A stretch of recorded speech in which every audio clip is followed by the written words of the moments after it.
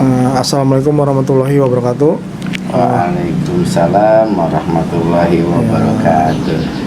Ya, ini hari ini Museum Orang Betawi kedatangan tamu istimewa Bang Zahrudin Al-Batawi, pakar pantun Betawi, orang Condet. Hari ini tanggal 18 Agustus 2016. Bang Zahrudin ditemani sama Bang Sarmili yang juga orang Condet. Beliau pakar golok Betawi gitu. Terus terang ini kita merasa terhormat itu, mendapat satu kehormatan didatangin oleh dua pakar. Nah, sekarang Bang Sarmili ini kita todong ngomong. Gini silakan ya, Pak. Gimana pertanyaannya? Nah, Bang Sarmili kan tadi tuh dari obrolan juga. Ya, silat terus golok gitu kan. Nah, menurut Bang Sarmili sekarang gimana nih pendapat Bang Sarmili tentang fenomena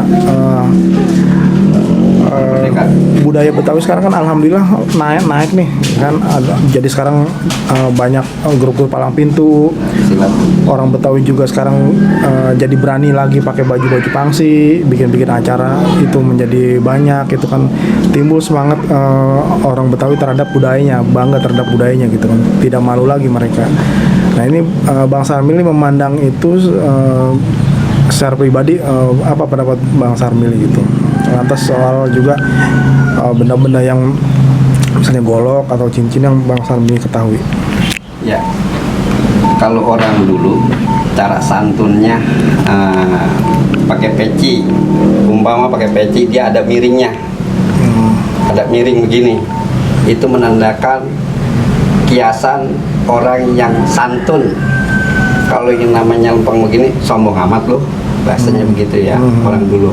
Dan orang dulu itu yang dikejar kalau masalah pendekarnya, terutama golok, 2 pisau raut, 3 badik, tapi pusaka-pusaka tempo dulu tuh.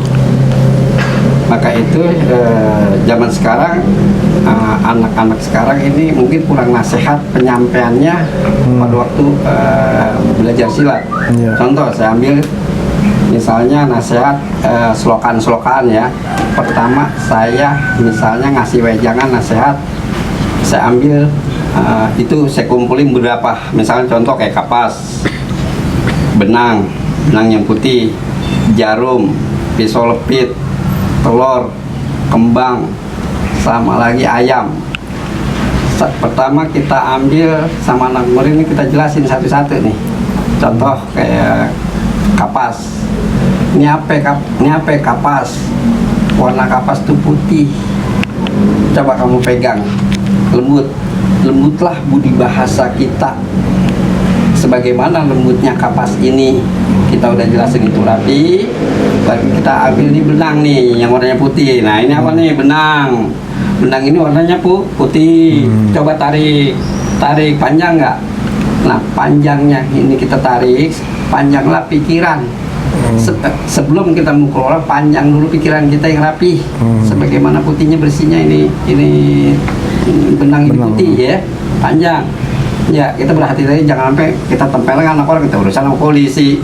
Kan gitu slokannya.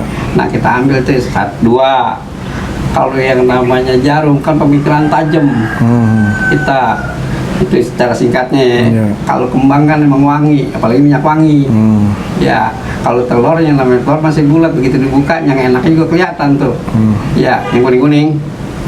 Nah kalau ayam, intinya kalau ayam kan bangunnya pagi bener tuh, sebelum kita bangun dia pagi bangun tuh. Begitu jam 6 dia nyoker sini, dia nggak dapat di sini, dia dapat, berarti secara kiasan kita untuk ke depan semangat hidup kita ada. Jangan merasa putus asa.